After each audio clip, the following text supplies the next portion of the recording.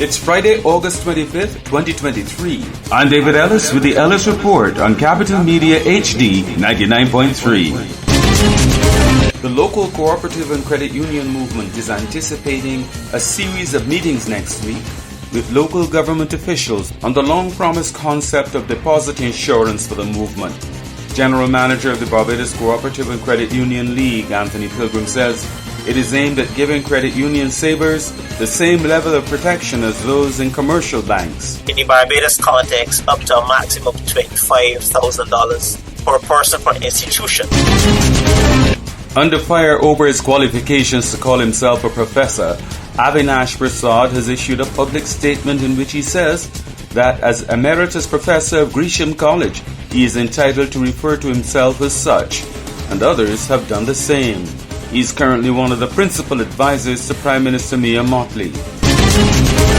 Hill Milling Company says it has lost over $600,000 in rice and corn, which the Ministry of Health condemned and burned. The company is reported as saying that while the ministry says the stock had weevils, they've seen nothing wrong with it. The Barbados Association of Retired Persons, better known as BARP, is urging the National Insurance Scheme to relook the practice of double taxing pensions in this country. It is also calling for national consensus on the retirement age. Trinidad and Tobago's High Commissioner to Guyana has reacted to a charge by Guyana that Trinidad businessmen are sourcing foreign exchange in Georgetown to bail out their own country in its foreign exchange situation. According to Conrad Enel, he sees no data to support such a claim. I have seen Guyana to have 1.4 months of cover, and I've seen Trinidad to have moved from 12 months to 8.5 months.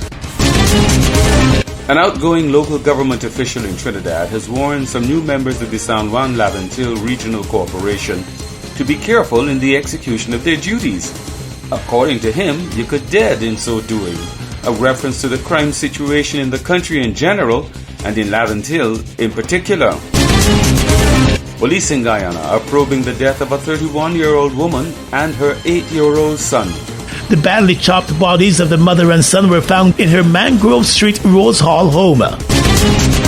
In Jamaica, at least 30 people are homeless after 2 firebombing incidents in a troubled community. The attacks happened minutes apart on Rum and Rosemary Lanes. They've been blamed on the ongoing conflict between the rival Genocide and Darkside gangs.